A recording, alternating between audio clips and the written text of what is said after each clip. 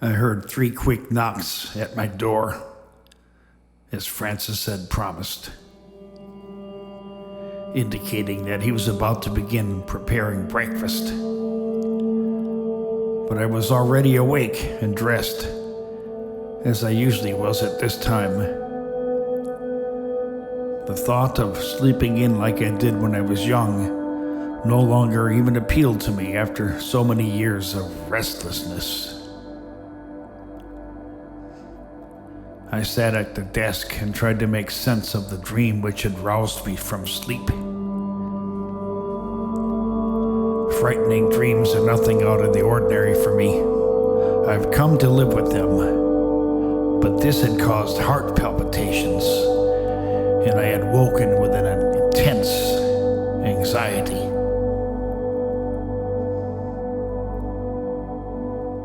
In my dream, I was woken suddenly by strong hands that shook me out of my sleep. I opened my eyes with a start and saw the face of a man staring down at me with alarm. It was myself.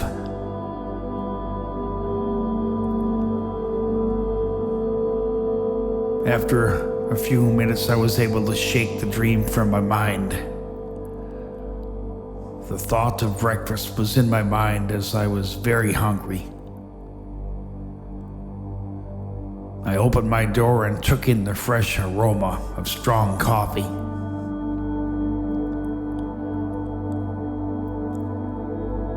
Sitting at a small table next to an east window, a nook, in truth, sat the professor. The table was set for 2. And he quietly drank his coffee and read from a printed sheet of paper. "Good morning," he said. "I know that you did not sleep, but I promise you that today will be of interest to you." I smiled and sat down. "I haven't really slept in 20 years, I said. But it does not make me miserable. "I have been listening to your music," he said. "Why do you call it ambient?" "Brian Eno coined this term," I began. "He described music as architecture." "And so it is," interrupted the professor. "Now, does the space define the music? Or is it the music which defines the space?" "It is the topography of the space which defines the sound. An audio engineer merely approximates this topography with effects. As an audio engineer, you understand the concept of digital reverb and the placement of microphones as modeling the environment from which the reflections create standing wave patterns. But can the music also create these patterns?" "I think about this idea often," I admitted.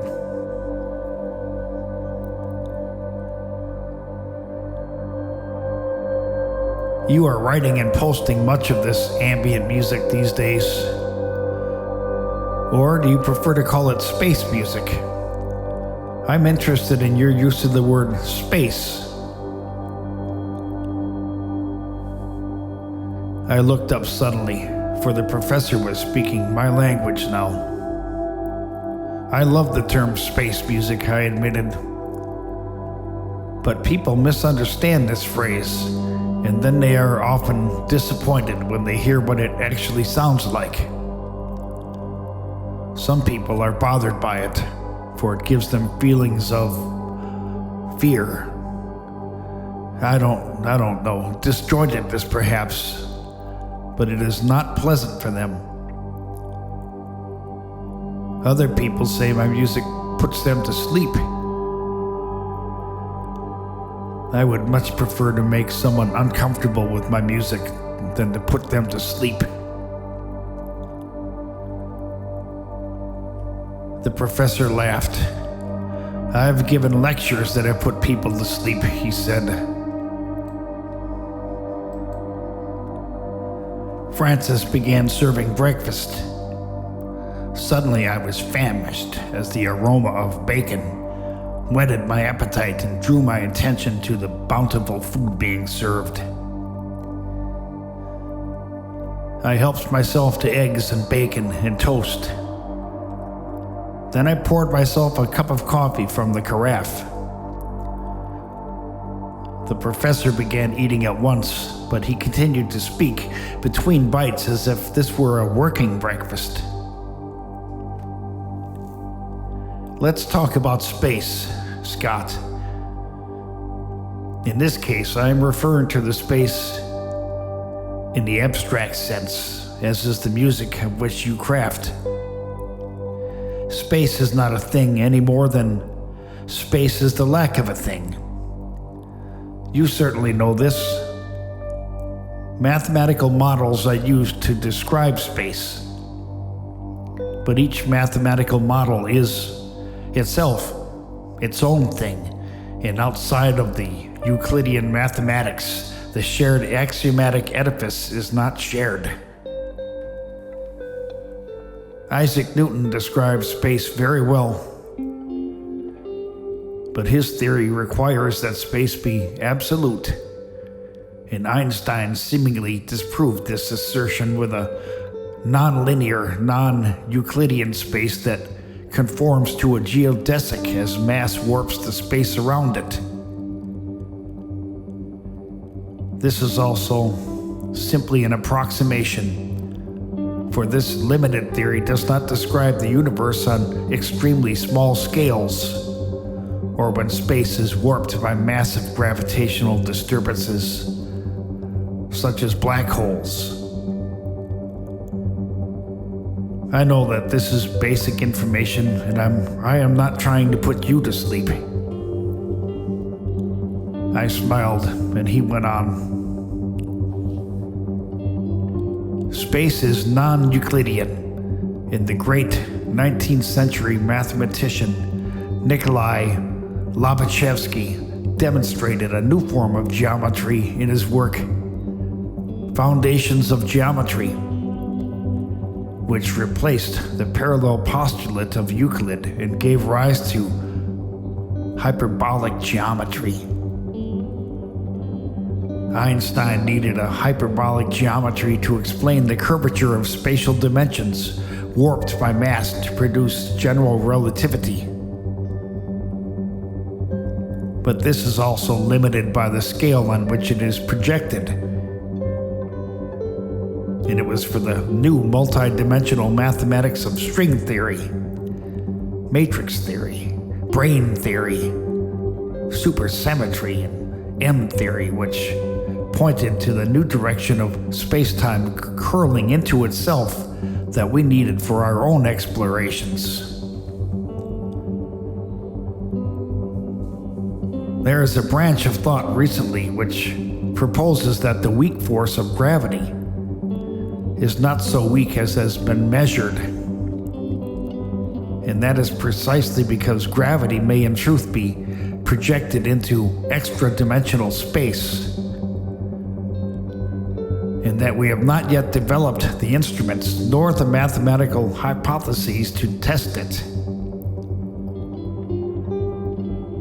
Gravity is an astronomically weak force by the size of 10 to the minus 24 times weaker than the weak nuclear force.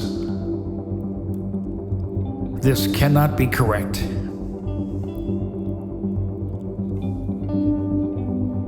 So then, what is this force of gravity doing if most of it is curled up into compacted dimensions? One of the theories that we have been working on fits into an even larger philosophical model. And in this model, the vast majority of the gravitational force is being used to record and model the universe, becoming increasingly precise upon smaller and smaller magnitudes.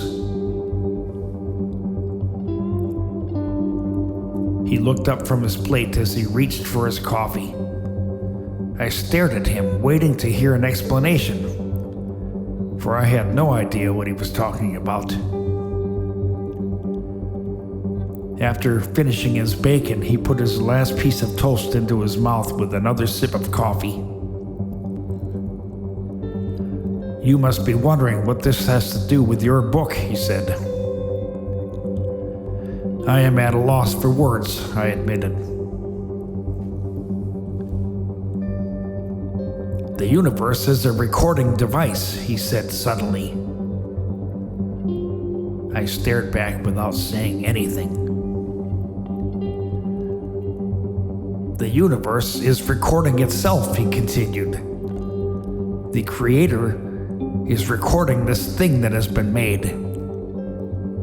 You are a musician, so surely you can understand the satisfaction of creation.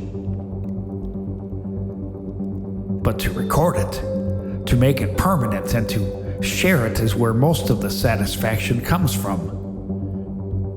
Do you agree?"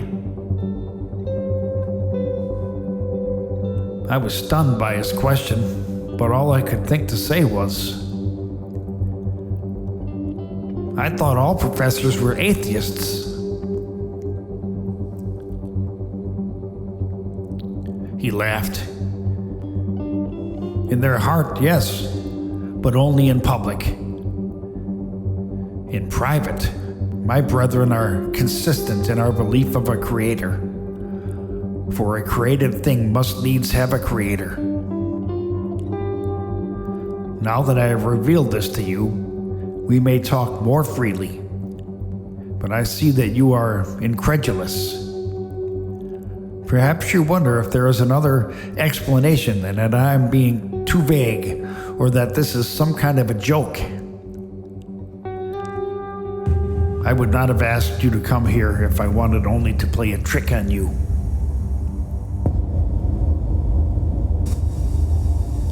What could be the purpose of recording the universe? It would require an infinity to hear it."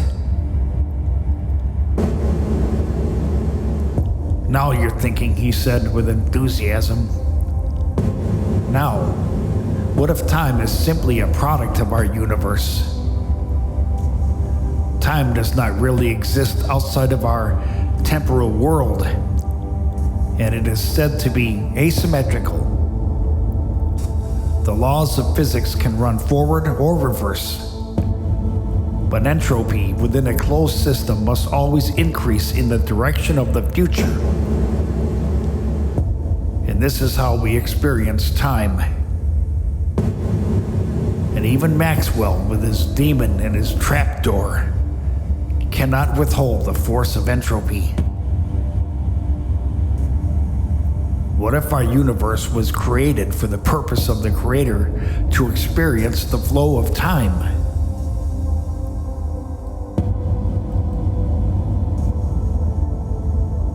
God could allow this law of thermodynamics to do anything," I started to say.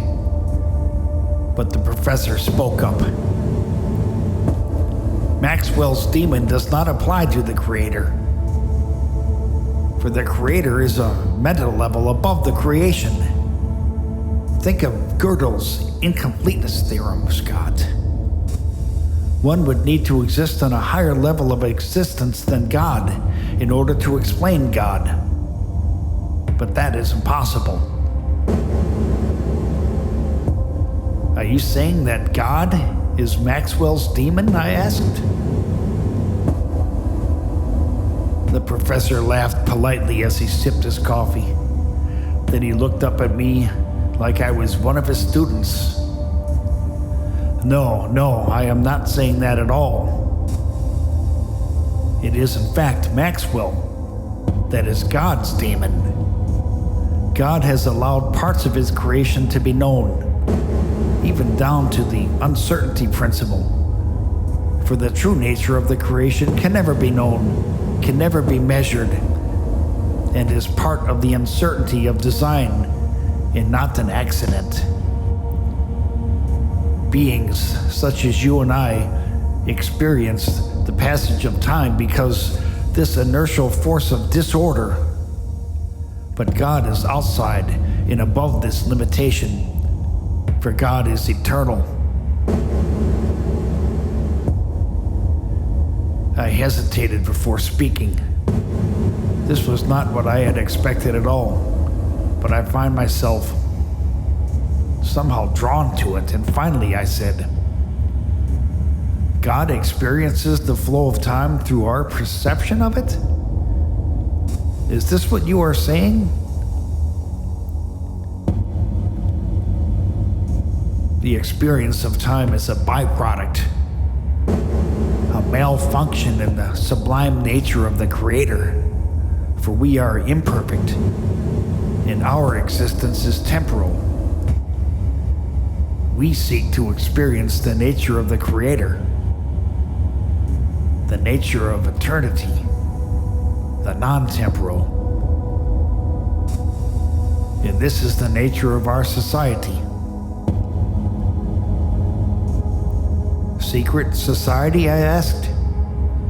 Absolutely.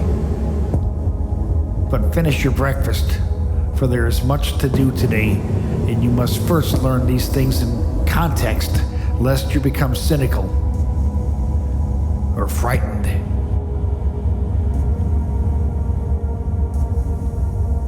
When we were finished eating, and I had finished my raspberry scone with coffee, the professor suggested that I follow him to a study to see some of his favorite relics from the past. His study was richly paneled with walnut paneling, and thick carpet covered the floor. In the rear of the study was a large desk filled with papers and stacks, a few small trinkets, and a computer. Along the walls were smaller tables on which strange instruments were placed. These are some of my mental machines, he said. I call them mental machines because they are abstract and mostly unusual apparatuses that, like an orrery, attempt to define mental processes into three-dimensional objects for understanding purely theoretical constructions of the mind. He led me to a table and pointed to a very strange-looking device. A thin bar suspended above a thin wire from above, and equipped with weights on both ends, hung above a smaller set of dense weights on a perpendicular axis to the rig above. It looked overly simple, but I knew that this would not be here if it were not important. I had no idea what this could possibly be, but then he spoke. This machine was invented to measure the small effect of gravity. It is called a Cavendish torsion balance, named after the great 18th century English scientist Henry Cavendish. And this is a modern version of the original experiment.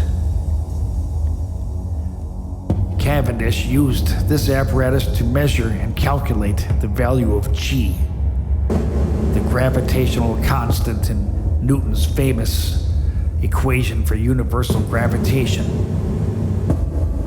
Even with this crude apparatus, I was able to come within a few percentage of the correct value.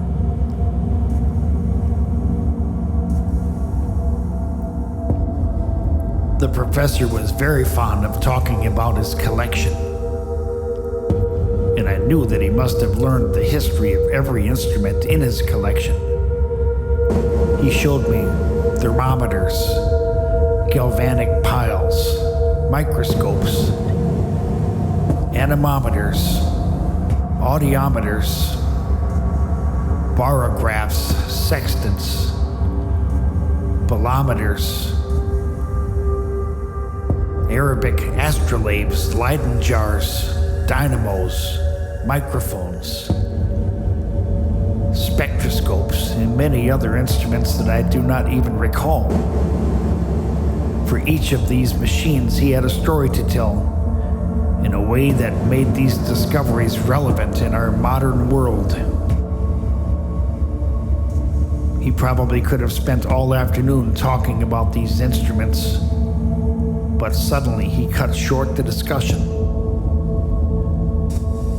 "We must be going," he said. "There's something very important that I want to show you, and it will require us to travel by car." Outside the front doors, Francis pulled up in a dark SUV. It may have been a Lincoln, but I do not remember. We got into the back seat, and the professor made no motion to attach his seatbelt, so I also refrained from using mine. Francis started to drive, and the professor turned to me and said, "Nature is beautiful, but it is also mysterious. I'm going to show you something mysterious. Ancient ley lines have existed and continue to exist for thousands of years. I have been to some of these places. We drove through the countryside, and I could not but be surprised at how desolate and remote it all seemed. It looked worn out, tired, and weak, and the color was dark, sinister.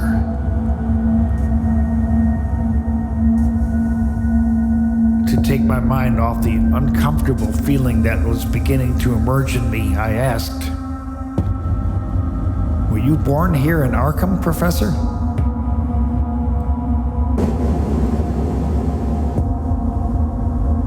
His expression was strange, like the question was perplexing to him.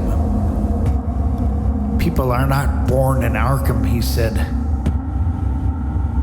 "Arkham is a place in which to die, not to be born into." I started to apologize, for I thought that I may have upset him. "It is all right," he said.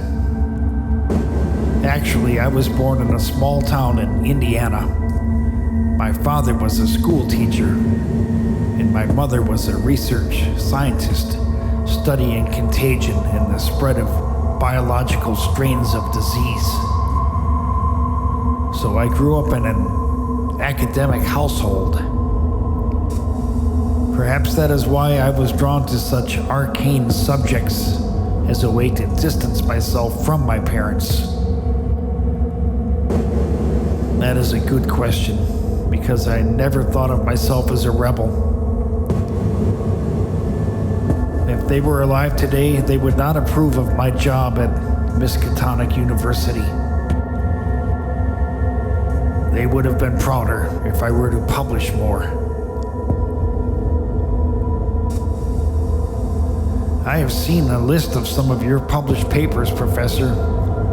I'm sure they would be proud." He exhaled bitterly. "Perhaps," he said with a slight smile. After a few minutes, Francis pulled off the main road onto a dirt road leading into the dense moorland that was all around us. The car jostled along the bumpy and uneven road, at last coming to a clearing where cars had been parked and the ground stomped down from foot traffic. Francis parked the car and waited for us to exit the vehicle. Then, after taking a pistol from his pocket, he inserted a magazine and racked the slide before handing it expertly to the professor. "One cannot be too careful in this part of the country," the professor said.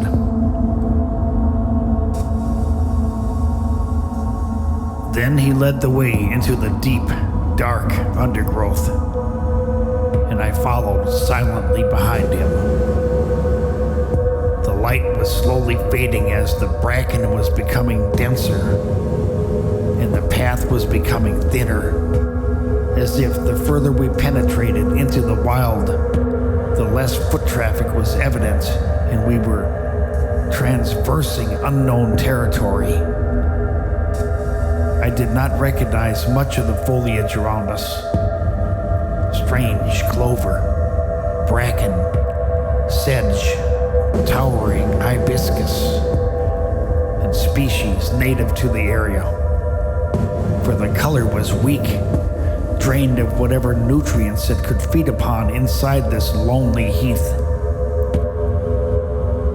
Felled trees and downed, broken and twisted tree limbs were scattered as if some sentient, malignant wind had torn through the forest with purpose, searching, driving something away. We walked for more than 20 minutes without a word between us. And just as I was beginning to feel uncomfortable, he stopped. "Do you feel it yet?" he asked.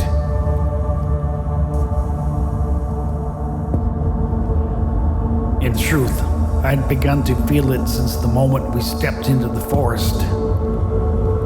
The feeling was somewhat ominous and unsettling, and a visceral tingling went up my legs from below. But I said only, "It is very quiet, almost too quiet." "That is not what I am talking about," he said with almost a whisper. "Do you feel anything else? Do you sense anything unusual?" Before I could answer, he spoke again. "This is earth energy. This is the Schumann resonance you are feeling. Telluric currents, if you prefer. Yes, such phenomena is old and has been quantified with mathematics, even though the phenomena is not understood. The ancients knew of this phenomena thousands of years ago, and many pyramids and sacred temples have been built along these lines. Ley lines, if you prefer. The world is energy, and this energy can be defined as waves of electromagnetism.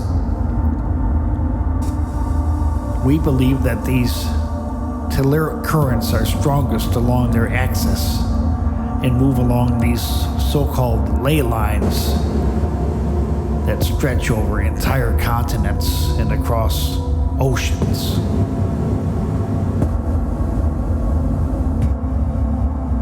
Something is outside of this dimension to which we are bound. The animals avoid these places. They fear it. We believe that our three spatial dimensions form a thin membrane, and that this membrane, which isolates us from the other spatial dimensions, is weakest in these places. That is also the reason this entire landscape looks dead, dried up, wounded. But this is also the reason we choose to be here and to protect these places of power from the damage of industrialism.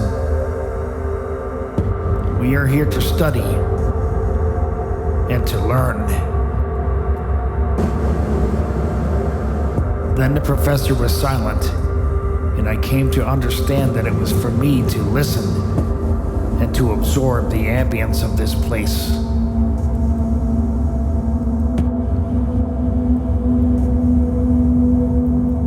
After a few minutes, I began to sense something outside, far away from myself. But I had the impression that it was moving, and that it was moving toward us.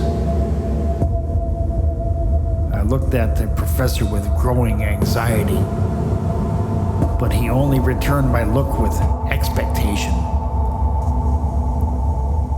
I saw no fear in his eyes, only wonder. "Try to relax," he said calmly, seeking to assure me by his own calmness. "The fear you are feeling is a visceral, elemental reaction to the presence of the spirit,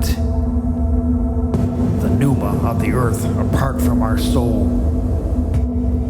This place is literally an intersection point, a convergence in the membrane.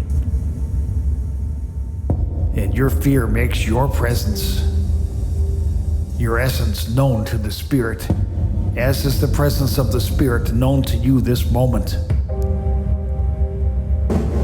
This is known to us as the Spiritus Munda, the spirit of the world. And its origin is Latin, though the folklore crosses many boundaries and many centuries. It is paganist at its core, predating Christianity by many centuries.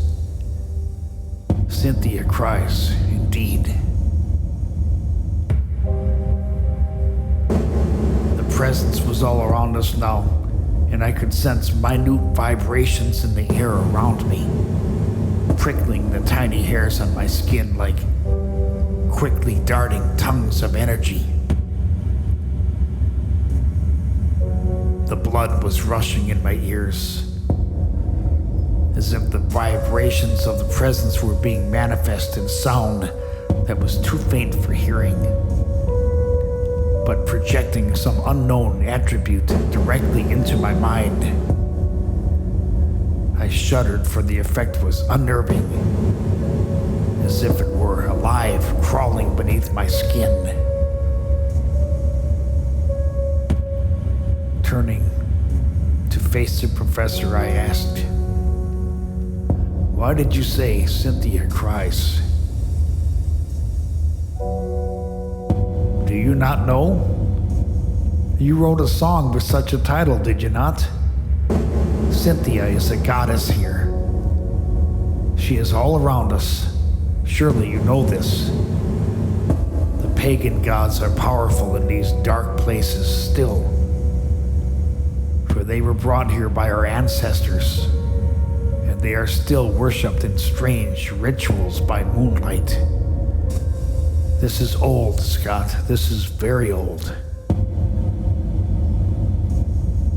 Turning my attention to the wilderness around me, I noticed that everything was a bit darker, a bit softer, blurry. The edges that separate all things were smeared out in the contrast with it. I found this sudden emerging quality quite beautiful, and I was no longer frightened by it.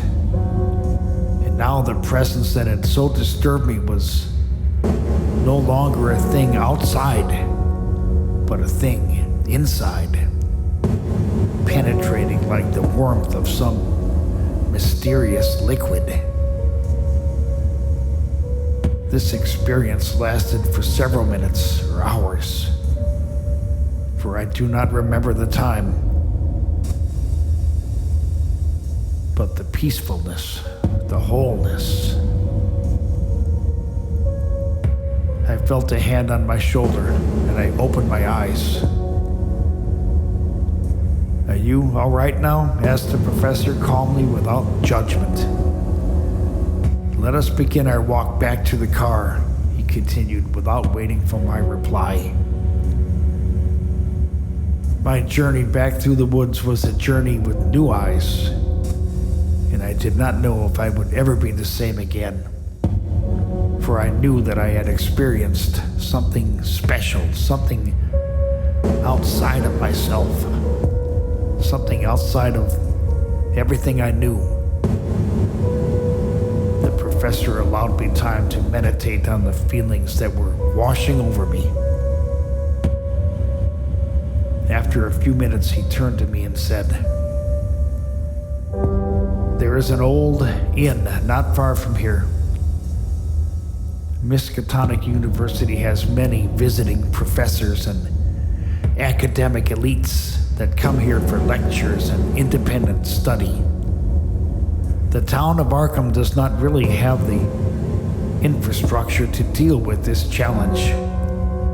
For most of the students and professors live within the university grounds and well-built dormitories and private rooms.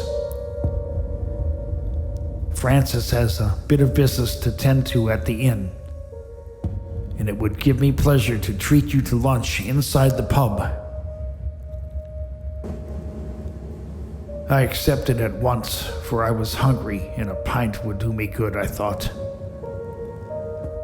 The professor smiled before laying back into the seat and relaxing.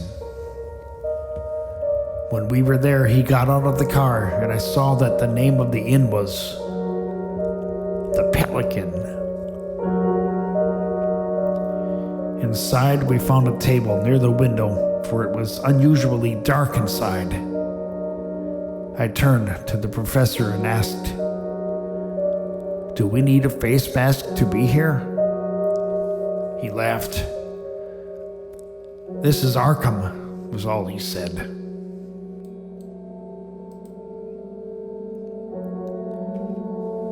I took in the surroundings all at once. Rustic, as if they had literally built the room with wood hewn from the surrounding forest. Victorian lanterns hung from above and cast dim light on the heavy wooden tables. I was wondering if this pub had been built by woodchoppers when the waitress stepped to our table without a mask and asked if we would like a drink. I ordered a glass of ale, and the professor ordered a bourbon. She went away and came back with our drinks before taking our order. I ordered a hamburger with fries, and I do not remember what the professor ordered. But we were left alone, and he started to speak. "My interests are varied and touch on many subjects," he said. "Esoteric symbolism and knowledge is one of my deepest interests. I study the words of every proponent of this field. The Enochian language of the angels, as described by John Dee, is one of my longest pursuits. But in truth, one can never completely absorb the vast amount of writing which exists in such a field, for new papers are constantly being written as well as analyzed. Instead, one tries to come to an understanding of the intersecting and accepted content. I have examined the original works of Flood, as well as his contemporaries. I have read the private works of Flamel, and I have examined the Codex Gigas and the Rohank Codex, as well as the work of Swedenborg and Meister Eckhart. And so it was that during a study of one of Swedenborg's lesser works, I came across a reference in one of the footnotes. This reference was obscure, and it prompted me to write the name down for further study. And this was the path that I took to the Book of Soren. And this reference was inside of a medieval manuscript? I asked with interest, as this conversation had sprung up from nowhere and I was caught off guard, surprised. "Yes," he responded. "The reference was to a far older, far more obscure book than was the book from which the reference was written. This was not unusual when dealing with old and forgotten manuscripts, for the margins are filled with notes and obscure references." The professor continued. "Several years ago, while traveling across Europe, I visited the library within the University of Bologna. The university is well known for its collection of obscure manuscripts, which are protected and well cared for inside special low-light, humidity, and temperature-controlled rooms. I speak Latin fairly well, so I was enthusiastic and hopeful of what I would discover. My reputation was recognized, for I have published in the Latin language, and I was shown an unusual amount of freedom to examine the rare and precious manuscripts, many of which were written by female Christian mystics. Try to imagine my excitement with being free to examine such a collection of some of the world's most unique manuscripts. I was ecstatic while at the same time absorbing some of the most ecstatic visions of the medieval mind. Yes, my interest was in the ecstatic visions of the mind, and at this time I was reading the likes of Meister Eckhart, Johannes Tauler, Hildegard of Bingen, and Saint Joseph of Cupertino, for I was fascinated by the ecstatic visions and the poetry of transcendence. If such visions can be regarded as transcendent.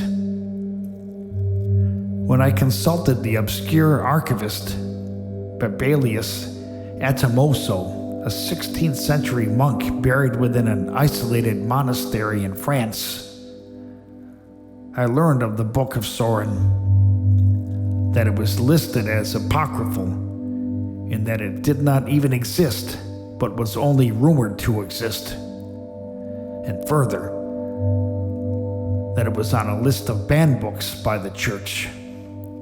Strangely, this was a handwritten book, and it was only exposed to the church by an inquisitive bishop, who later defected with the book and escaped to Scotland. The church ordered that this book be acquired and then destroyed. Ironically, it was this same bishop that saved the book from the flames, and that he too was banished, barely escaping the auto-da-fe.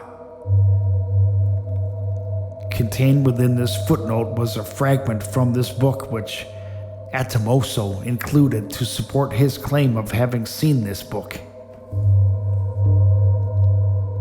The professor put on his reading glasses and removed a photostatic copy from his pocket. Even the copy looked old and decayed, as if the very nature of the words contained were corrosive. He read,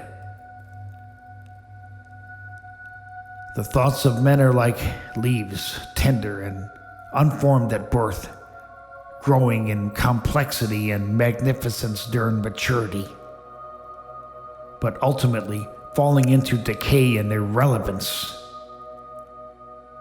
And if we wait but a season, they are before us once again, but now their power over us has weakened, and we question, must all thoughts submit to this fate?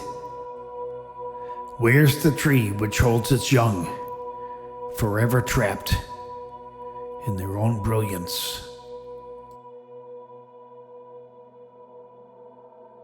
"This proves nothing," I said calmly, lest the professor be upset with my undue skepticism.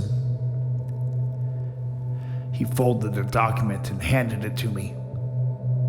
"Take this home with you, for you are in possession of the book. If you are able to find these words within the leaves, you will know that this is true. This document will prove the authenticity of the book, for there is no way I could have predicted these words without prior knowledge." The waitress returned with our lunch, and the professor stopped. "Let us eat our lunch," she said. "We will continue this conversation later." I carefully folded the paper and put it into my pocket. We ate our lunch with relish and had several more drinks, but I do not really remember much about the rest of that afternoon. The professor proved to be interested in all things, and he showed considerable knowledge in almost everything. So I listened to his tales of intellectual pursuit and his opinions on new discoveries in science, and I had almost nothing to add to his discourse. Hours later, we left with Francis, and the ride back to the professor's house nearly put me to sleep. It was already getting dark when we went into the house.